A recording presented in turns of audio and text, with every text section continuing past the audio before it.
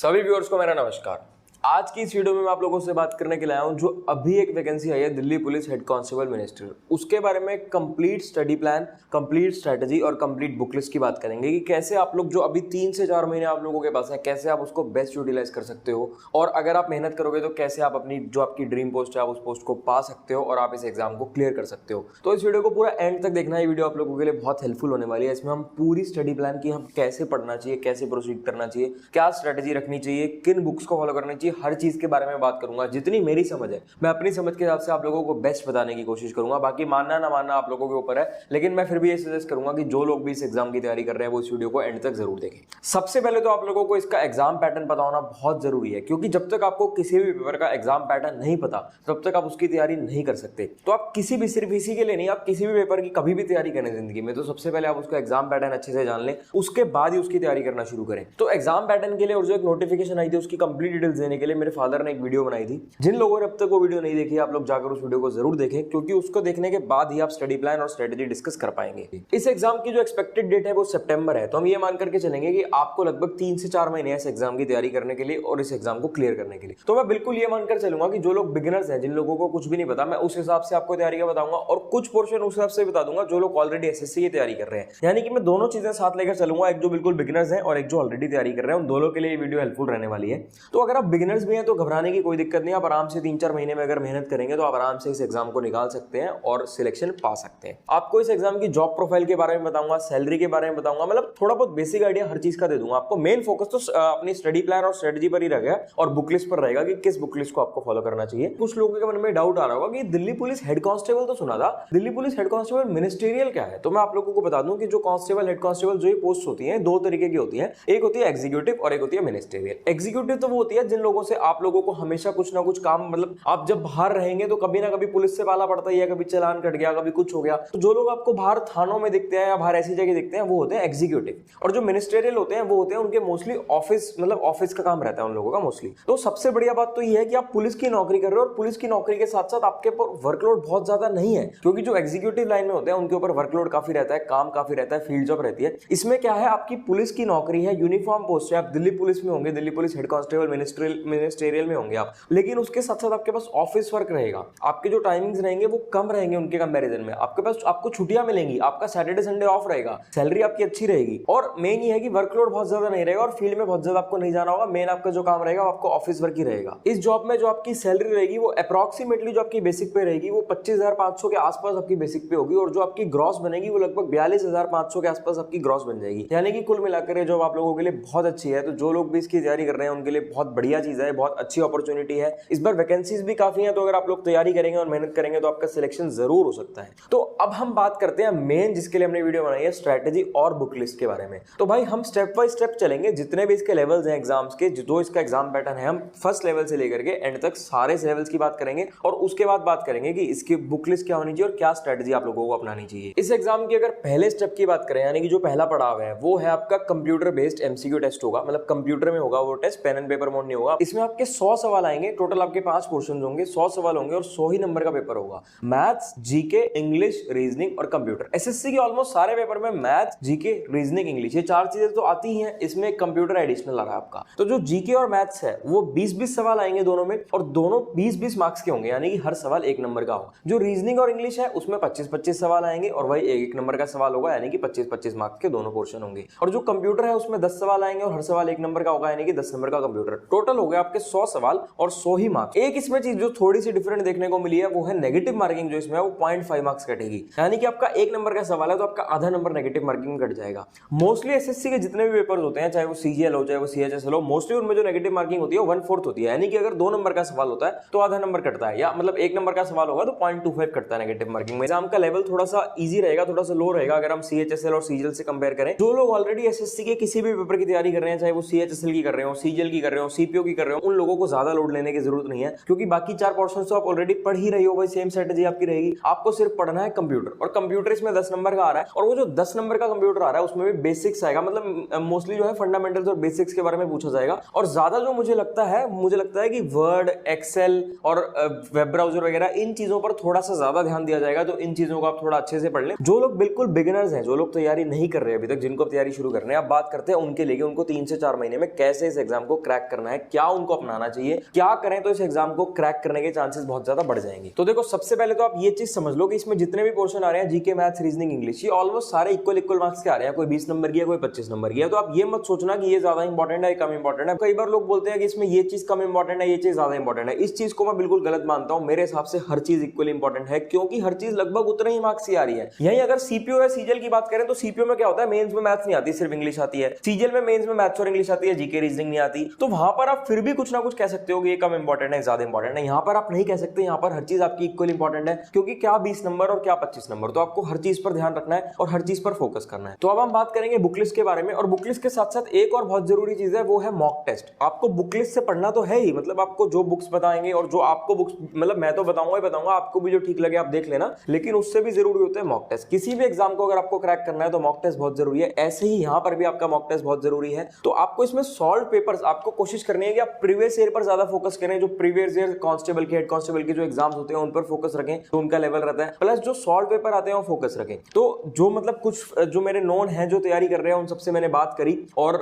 मतलब उनको भी मैंने सजेस्ट किया कुछ बुक्स के बारे में, मैं आपको भी बताऊंगा। तो उनसे मैंने बुक ली है, मतलब वो लोग तैयारी कर रहे हैं बुक से। कुछ हिंदी मीडियम वाले हैं, कुछ इंग्लिश मीडियम वाले हैं, तो उन्होंने जो बुक्स मंगवाई है उनसे मैंने ली है। ये बुक मुझे बहुत अच्छी लगी। ये किरण की बुक है, Delhi police head constable ministerial के लिए, मतलब बिल्कुल लेटेस्ट पैटर्न के हिसाब से है। और इसमें मोस्टली आपको सॉल्व पेपर, जितने भी सॉल्व पेपर्स मिलेंगे ना, वो प्रीवियस ईयर पैटर्न पर बेस मिलेंगे, मतलब कि उस लेवल के क्वेश्चंस रहेंगे जो लेवल जनरली एग्जाम में पूछा जाता है। तो ये दोनों ही मतलब दोनों बाइलिंगुअल है, इंग्लिश में भी अवेलेबल है, हिंदी में भी अवेलेबल है, तो कोई दिक्कत नहीं है। जो भी लोग जिस भी लैंग्वेज में प्रिपेयर कर रहे हैं उनके लिए दिक्कत नहीं है। और इसमें आपको लगभग 20 से भी ज्यादा इसमें मॉडल टेस्ट पेपर है, मैंने देखा है इसको, और ऑलमोस्ट जितने भी इसमें क्वेश्चंस वगैरह हैं वो सारे प्रीवियस ईयर पर बेस्ड हैं। तो मैं आप लोगों को कहूंगा कि तैयारी के साथ साथ आप ये मॉडल टेस्ट, जो मॉक टेस्ट होते हैं, जो मॉडल टेस्ट प्रैक्टिस टेस्ट होते हैं, इनको लगाना बहुत जरूरी होता है। इनको लगाते रहो, ये आपकी जो तैयारी होती है ना उसको बहुत एनहांस कर जाता है। मतलब आपको पता ही नहीं चलेगा, चाहे किसी भी पेपर की तैयारी कर रहे हो, सिर्फ इस पेपर की मैं बात नहीं कर रहा, आप लोग चाहे कभी भी किसी भी पेपर की तैयारी कर रहे होगे ना, तो मॉक टेस्ट लगाना, जो टेस्ट होते हैं उनको लगाना बहुत जरूरी होता है। उसी के साथ साथ उसका एनालिसिस भी करना बहुत जरूरी होता है। तो भाई मॉक टेस्ट लगाने के बाद ये गलती मत करना। कुछ लोग क्या करते हैं, मॉक टेस्ट लगाया, ठीक है भाई 100 में से इतने सवाल सही है, इतने गलत है, चलो भाई हो गया पेपर खत्म, अब कल लगाएंगे। नहीं, मॉक टेस्ट लगाने के बाद उसका एनालिसिस जरूर करना है। सॉल्यूशंस वगैरह आपको मिल जाएंगे, जहां भी आप मॉक टेस्ट लगाओगे इसके एंड में भी आपको सॉल्यूशन मिल जाएंगे। आप वो सॉल्यूशंस देखो, उसमें देखो कि अगर आपकी कुछ गलती हुई है तो वो गलती क्यों हुई है, क्या आप बेटर कर सकते थे। किसी सवाल को करने में अगर आपको ज्यादा समय लग गया तो भाई ज्यादा समय क्यों लग रहा है, उसको आप देखो, आपको उस समय को कम करना है, आप कैसे उस समय को कम कर सकते हैं, वो चीज आपको देखनी है। तो अब बात करते हैं अपने सारे क्वेश्चंस की। सबसे पहले बात करते हैं जीके की। देखो, जीके में बहुत ज्यादा समय इन्वेस्ट मत करना, बहुत ज्यादा समय वेस्ट मत करना। एक करंट अफेयर्स पर फोकस रखना। आपके पास 3-4 महीने हैं, 3-4 महीने करंट अफेयर्स पढ़ते रहो, थोड़ा थोड़ा टाइम देते रहो डेली का। और पिछले 6 महीने से 1 साल के करंट अफेयर्स पर ज्यादा फोकस रखना, क्योंकि जनरली वो आजकल जो एग्जाम पैटर्न चल रहा है वो ज्यादा इंपॉर्टेंट रहते हैं और वो चीजें पूछी जाती है एग्जाम में। अगर स्टैटिक जीके की बात करें तो देखो, स्टैटिक जीके इंपॉर्टेंट तो होती है, लेकिन इतनी वास्ट है कि क्या क्या पढ़े आदमी। तो मैं ये सजेस्ट करूंगा आप लोगों की, अगर आप कोई भी मतलब प्रीवियस ईयर क्वेश्चन बैंक लगाना चाहें वो लगा सकते हैं। नहीं तो जो आप ये मॉक टेस्ट वगैरह देंगे, इसमें भी जीके का टेस्ट आएगा, जीके का पोर्शन होगा, हर टेस्ट में 20 सवाल होंगे। उन 20 सवाल को करो ही करो। अभी मतलब कुछ लोग ऐसे होते हैं जो मॉक टेस्ट दे देते हैं लेकिन उसमें कुछ पोर्शन स्किप कर देते हैं, तो मैं वो आपको सजेस्ट नहीं करूंगा। आप लोग सारे पोर्शन करो, जीके भी करो। ऐसा मत करो कि जीके को स्किप कर दो, मॉक टेस्ट में जीके करो। उसको जब एनालिसिस कर रहे होगे तो जब उसका सॉल्यूशन पढ़ोगे ना, तो सॉल्यूशन में बहुत सारी चीजें और जानने को मिल जाती हैं। तो उससे क्या होगा, मैं ये नहीं कह रहा कि उसको रटो या उसको याद करो, लेकिन जब आप रीड करोगे, आपने पहले क्वेश्चंस पढ़ लिए इतने सारे, फिर आपने सॉल्यूशन पढ़ा, उसमें से आपको बहुत कुछ जानने को मिला, तो पेपर में हो सकता है उसमें से कुछ ना कुछ आ जाए, हो सकता है कुछ ना कुछ ऐसा फंस जाए जो आपने पढ़ा हुआ है। तो ये चीज मतलब आपका ज्यादा समय नहीं लगेगा इसमें। जीके का पेपर सॉल्व करने में 5 से 7 मिनट लगेंगे, और जब उसको एनालिसिस करोगे, यानी कि जो सॉल्यूशन है वो ढंग से रीड करोगे, तो 20 मिनट में ढंग से रीड कर सकते हो। यानी कि 20 से 25 मिनट डेली इस चीज के लिए देने हैं आपको। प्लस आपको करंट अफेयर्स पढ़ना है। इस चीज से आपकी जीके इंप्रूव हो सकती है। बाकी हाँ, अगर आप पढ़ना चाहो स्टैटिक जीके पर भी समय दे सकते हो, लेकिन बहुत ज्यादा समझदारी नहीं है स्टैटिक जीके को ज्यादा समय देने का। अगर ज्यादा ही पढ़ना है तो आप कोई प्रीवियस ईयर क्वेश्चन बैंक ले लो और वहां से पढ़ लो। अब नेक्स्ट बात करते हैं रीजनिंग की। रीजनिंग एक ऐसा टॉपिक है जो कि सबसे ज्यादा स्कोरिंग है, यानी कि जितने मार्क्स का पूरे मार्क्स ला सकते हो रीजनिंग में, थोड़ी सी मेहनत करके। मेन रीजनिंग पर भी जो फोकस रहना चाहिए वो ये रहना चाहिए कि प्रीवियस ईयर क्वेश्चंस आप लगाओ। सीजीएल लेवल तो मैं नहीं कहूंगा, क्योंकि सीजीएल लेवल में और इसमें थोड़ा सा डिफरेंस रहेगा, लेकिन हाँ सीएचएसएल लेवल के आप लोग क्वेश्चंस लगा सकते हो। रीजनिंग को कुल मिलाकर हो जाएगी, कोई बहुत ज्यादा दिक्कत नहीं है। बाकी किसी भी टॉपिक में कुछ भी दिक्कत है तो हमें मुझे इंस्टाग्राम पर मैसेज कर देना, लिंक्स वगैरह सब आपको डिस्क्रिप्शन में मिल ही जाएंगे। अब नेक्स्ट बात करते हैं मैथ्स की। भाई देखो, मैथ्स एक ऐसी चीज है जिससे लोगों को थोड़ा सा डर लगता है, लेकिन मैं आप लोगों को कहूंगा कि डरने की कोई जरूरत नहीं है, क्योंकि इस पेपर का जो मैथ्स का लेवल है, मैंने देखा है मैथ्स का लेवल बहुत ज्यादा बेसिक आएगा, कुछ बहुत ज्यादा मुश्किल नहीं आएगा। बेसिक ही चीजें पूछी जाएंगी, आपको बेसिक्स पता होने चाहिए हर चीज के। तो प्रीवियस ईयर पर फोकस करो, CHSL लेवल रखो या उससे थोड़ा सा लो लेवल रखो, ज्यादा CGL लेवल पढ़ने की जरूरत नहीं है। कुछ क्वेश्चन ऐसे भी होते हैं, मैं ये नहीं कहूंगा कि कुछ क्वेश्चन ऐसे भी हो सकते हैं जो CGL के प्री में पूछे जाते हैं, वो यहाँ पूछे जा सकते हैं कि कुछ पिछले कुछ सालों के CGL के प्री के सवाल थे वो यहाँ डाल दिया, ऐसा हो सकता है। क्योंकि जो CGL का पेपर होता है वो भी कोई ऐसा तो होता नहीं कि पूरा पेपर बहुत ज्यादा मुश्किल आ रहा है, उसमें भी कुछ क्वेश्चन तो बेसिक डाले ही जाते हैं ना।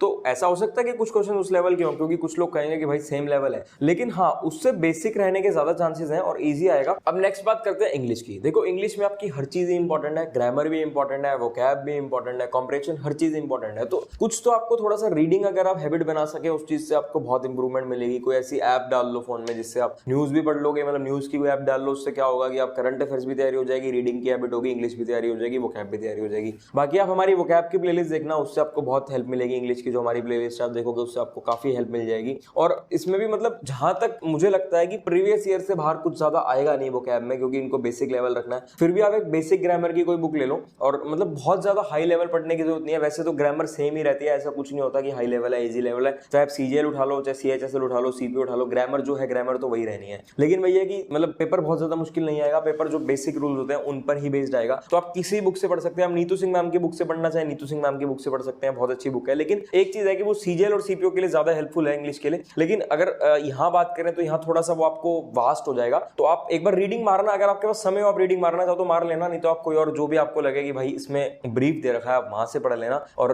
मतलब ये मत करना कि ग्रामर को छोड़ देते हैं, थोड़े बहुत ही तो क्वेश्चन आएंगे खुद कर लेंगे, छोड़ने वाला काम मत करना। पढ़ाई करो और पूरी पढ़ाई करो। इसके बाद जो नेक्स्ट है कंप्यूटर 10 मार्क्स का आएगा, और 10 मार्क्स भी यहाँ पर इंपॉर्टेंट है क्योंकि 10% बनता है 100 नंबर का। तो आप उसको भी स्किप मत करना, उसके लिए भी आपको तैयारी करनी है। और बेसिक्स पर ज्यादा ध्यान रखना, फंडामेंटल्स ही आएंगे, बेसिक्स क्वेश्चन आएंगे, कोई बहुत ज्यादा हाई लेवल इसमें नहीं आने वाला। एक चीज आपको बता दूं, कुछ लोग क्या गलती करते हैं, मतलब हर किसी को फॉलो कर रहे हैं, दुनिया भर की किताबें पढ़ रहे हैं, दुनिया भर के एजुकेटर्स को फॉलो कर रहे हैं, दुनिया भर की चीजें कर रहे हैं। इतने ज्यादा रिसोर्सेज के चक्कर में मत फंसना, यहाँ आप दिक्कत हो जाएगी और गलती हो जाएगी आपसे। लिमिटेड रिसोर्सेज रखो, लिमिटेड बुक्स रखो, हर चीज की हर टॉपिक की कोशिश करो, एक बुक मैक्सिमम 2 बुक रख लो। जैसे कि इंग्लिश की मैंने आपको बता दिया, नीतू सिंह मैम की बुक बहुत अच्छी है। जो प्रैक्टिस टेस्ट है उसके लिए ये बुक मुझे बहुत अच्छी लगी है। मैथ्स के लिए अगर आप रखना चाहें तो आप किरण रख सकते हैं, किरण भी मतलब जो प्रीवियस ईयर चैप्टर वाइज किरण आती है वो अच्छी बुक है मैथ्स के लिए। कंप्यूटर के लिए कोई भी बेसिक सी बुक ले लेना, कोई बहुत ज्यादा आपको भागदौड़ करने की उसके लिए जरूरत नहीं है, बेसिक ही चीजें आएंगी, बहुत ज्यादा मुश्किल नहीं आएगा। जीके के लिए बुक ना भी रखना चाहो तो भी काम चल जाएगा, क्योंकि करंट अफेयर्स पढ़ना है, प्रैक्टिस टेस्ट से पढ़ना है। फिर भी रखना चाहो तो प्रीवियस ईयर क्वेश्चन बैंक रख लेना कोई भी।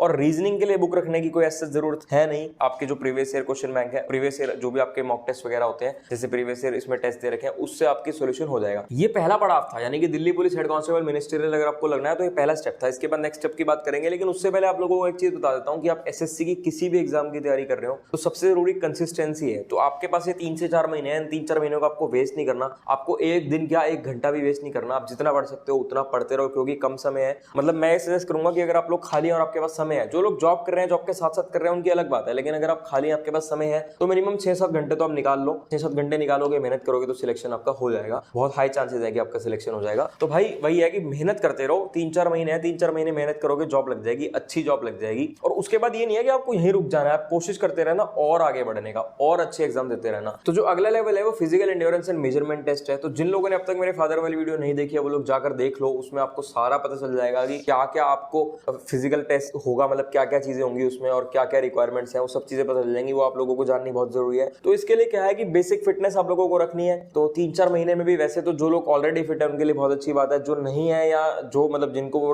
रनिंग करने में, जंप वगैरह करने में दिक्कत आती है, वो 3-4 महीने आपके पास, 3-4 महीने में आपकी तैयारी आराम से हो सकती है। क्वालिफाइंग इन नेचर है, कोई इसमें मेरिट बेस नहीं है, कुछ मार्क्स वगैरह नहीं जुड़ेंगे इसके, और दिल्ली पुलिस ही कंडक्ट करवाएगा। इसके बाद जो आपका नेक्स्ट स्टेप आएगा, नेक्स्ट होगा टाइपिंग टेस्ट। ये जो टाइपिंग टेस्ट होगा ये भी दिल्ली पुलिस कंडक्ट करवाएगा, 25 नंबर का होगा।